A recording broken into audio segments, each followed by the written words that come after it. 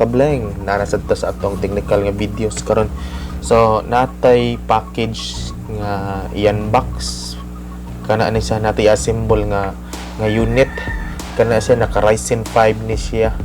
I-order ni siya sa among silingan nasad kana siya mo in play ang iyahang kuan Win 01 ang iyang casing nya mo ni ang motherboard niya nasa mga fans mga peripherals sa kuan sa pag-assemble sa unit na tanan kana siya from scratch jud siya except for the kuan monitor atong i-assemble ang iyahang system unit na siya kana sad duha ka 8 gig nga RAM nya nasa nakanindot ani kani ay kana sa full package na iyang keyboard headset ug ang mouse kani ay anya ang processor niya is Ryzen 5 nga I think kitong latest karon nga Ryzen 5 kalimot ko sa model basta Ryzen 5 ni siya. So kana niya nakakuan lang ani gamay kay siya casing okay ra sa masag iya ani nga kini nga casing gamiton sin okay ra daw nga muchoy yan casing as long as ang sulod lig-on kaayo kay later on pwede ra masang i-upgrade ng casing pwede ra masag may lisan. Unya ang power supply is kana ni siya 80 plus nga 650 bo nga ultra series sa in-play kana ni siya true rated power supply na siya nindot na ni siya nga power supply kana ani siya bag-o sa market niya affordable ra sad kanya true rated na hinahinay na nato ka symbol ang casing ato nang gi-prepare ang casing i-prepare nato kuha natong mga bolts nga di nato i-appeal or mga i-appeal kana ba nara unya mo ni ato i-prepare mo ni ang casing niya mura kana ra sa typical nga casing ra jud normal nga casing ra mga kana ra standard nga casing ang nakakuha lang ani niya is clear plastic sa kilid clear plastic na dili na siya glass clear plastic sa kilid niya nanay kanang 120mm nga fan LED fan sa tubangan niya pwede nasa usa ka 120 na 20 80mm nga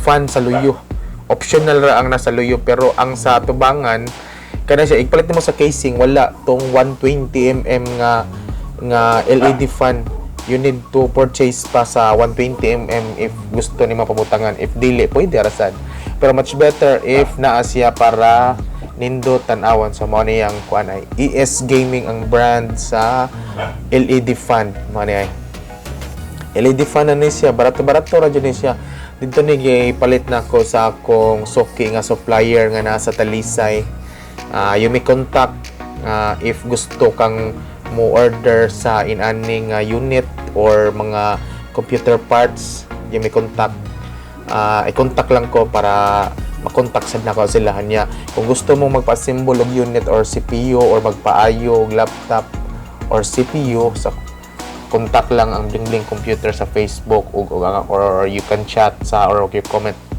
down below sa video para kung namoy mga queries regarding ani mo assemble sad ta nya mo ayo sa tag system unit o may tag laptop ana aragod negosyo ginagmay sideline ginagmay kana ni siya part time ra ni nako nako'y work nga full time which is kana ko na I work as a web dev and then / SEO during the day as full time and then if naarim magpa ayo or magpa-assemble sa ako og unit mo ni akong buhaton pwede ra kay dugay na sana ko ning ginabuhat since 2009 na sad nya okay balik ta dire nya ako nang gitaod ang mga fan sa atubangan so og ang power supply ngadto sa casing ang naka disadvantage lang ani nga casing no kuan gamay ra jud siya wala siya space para sa kilid para sa wiring management mao ra jud ang gikaproblemahan ani gamay kay siya space niya although clear kana na siya side panel which is kana na siya plastic ra dili glass okay na siya pero barato ra jud ni siya kaya nga casing jud affordable ra jud ni siya nya dali ra sa niya symbol walay chichiburit siya direct to the point ang iya ha gamay ra man gud siya nga casing, mini casing ra jud siya. So mao ni ang Ryzen 5 nya, mao ni ang motherboard niya. Ang motherboard is ASRock. Kana ni siya super, ang ASRock ang motherboard is super, kana na siya kanang reliable, and then tested na sa market ang ASRock niya, AMD Ryzen 5. So mao ni siya okay kayo.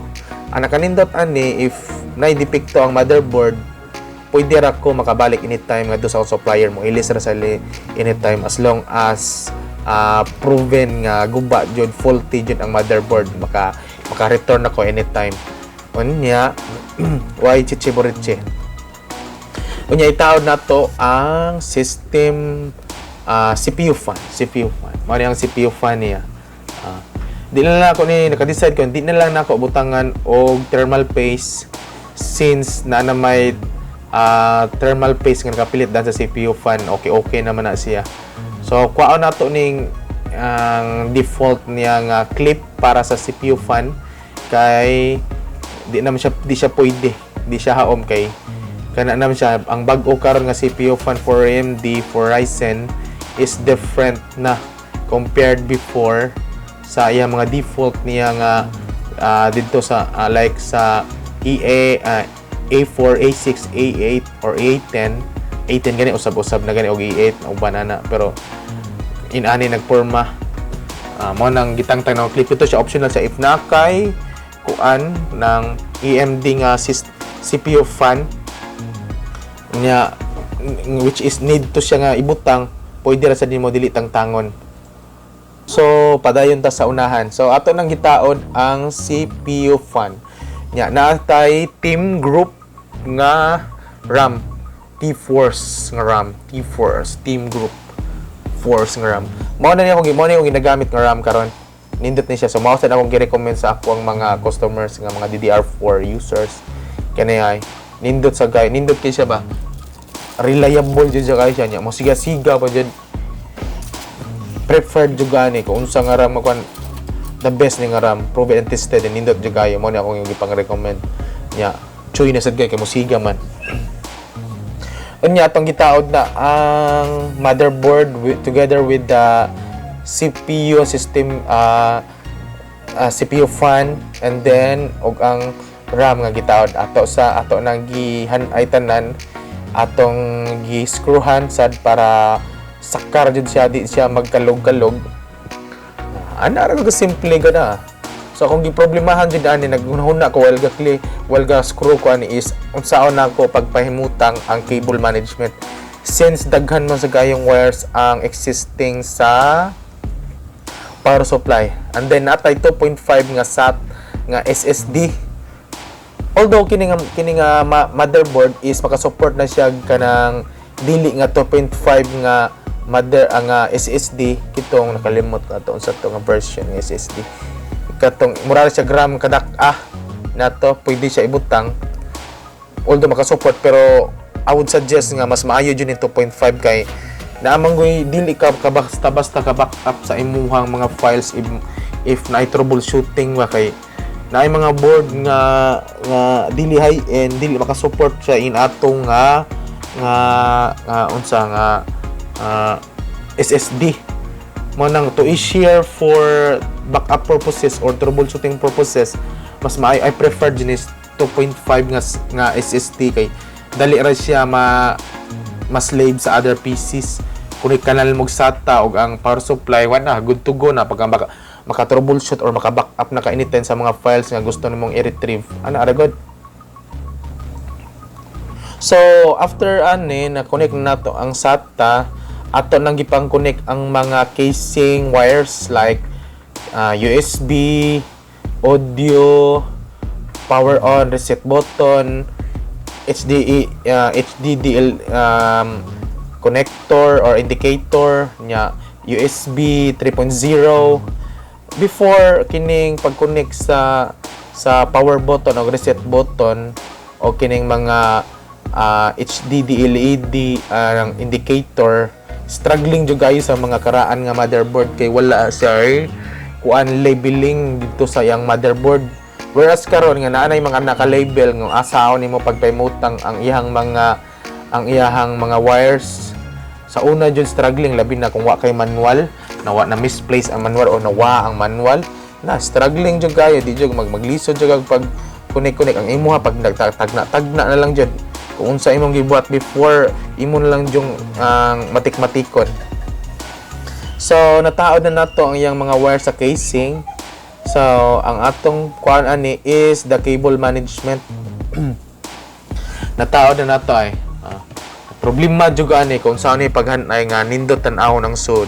Kay kana maguni siya clear plastic panel manggod ang iyahang side panel, ang iyahang kuan manggod pikas linya ang pikas side niya. Lain sa kita kung hugaw sad akong gibutangan na lang mga cable tie or kining mga ganing murag wire gani nga murag cable tie ra sad para muhanay ang mga wires niya. Ako na sang gipang connect ang connector sa CPU CPU fan ngadto sa power supply, and then ang uban pang connector ako lang gipang connect ngadto sa board sad ang power supply.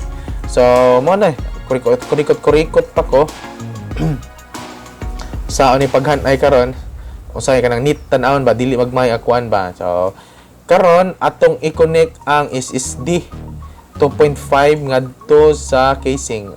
Tangan na sa kog SATA cable og ang SATA connection nga gikan sa power supply. So dire na naka-decide ko nga dire sa lalom kay no other option man kung sa kilid wala tie space. So dire na ko giskruhan ako sa lalom sa casing. Nya good to go na ni siya. Ana ara ni siya. Again, if gusto mo sa inani nga video or mga technical nga video, mga fixes nga video regarding computers, laptops, routers, or any technical regarding IT or anything regarding technology, you may subscribe to my channel, Stasyon de Bling Bling, or visit my Facebook page, which is Bling Bling Computers of Sambuan, para makasupport sa ginagmay ba. Gamayng support lang gud nang just like, share, and subscribe sa akong channel. So ana ra gitaod na nato ang clear plastic nga side panel sa ini nga casing. Elegante sa tan-awon pero gamay ra jud siya. Pero don't you worry kay anytime pwede man ni ma-upgrade anytime kini siya. Pwede ra man habwaon ni tanan niya balhin ni maglaing casing. For the meantime ra ni siya pero nindot sa day. Ako ma-expect niya na day kadako di ay. Gamay din ni siya. So okay ra sad tan-awon ni siya ay gamay kayo ay. Wala ni siya ay video card mo ni siya. Wala ni siya video card ay. Mo ay nakakuan na ni pero okay ra sad kay AMD man ni siya. AMD man ni. Unlike Intel ba nga you need to place para heavy gaming you need to place video card kini siya. Nana naman siya built-in nga video card sa iyahang processor. Nindot ni siya. Nindot kita naon no. Nindot kita naon. Ay. Grabe ba? So proceed ta sa pagbutang og OS sa ani nga SSD kay wa pa may sud. Ang SSD day ani is 500 gig. 500 gig ang SSD ani. So format sa SSD Windows 10 atong ibutang nya adto ta sa BIOS para sa setup configuration sa motherboard. Ana ra simple ana ra. Igo man ani reformat ana ra. Itagag bootable device. Gamit ako nga bootable device ini is USB with Windows 10. Ana ra gud? Sayon ra kayo. Uy, igo mga symbol format ka. Igo man goods na kayo.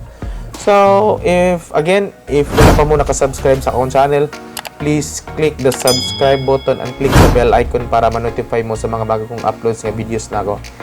If wala pa mo naka-subscribe, please click subscribe para support sa akong channel and then para ma-continue sa nako ni inani. So dire ra ta kutob, kita-kit ulit sa next video. Hey mga kablang.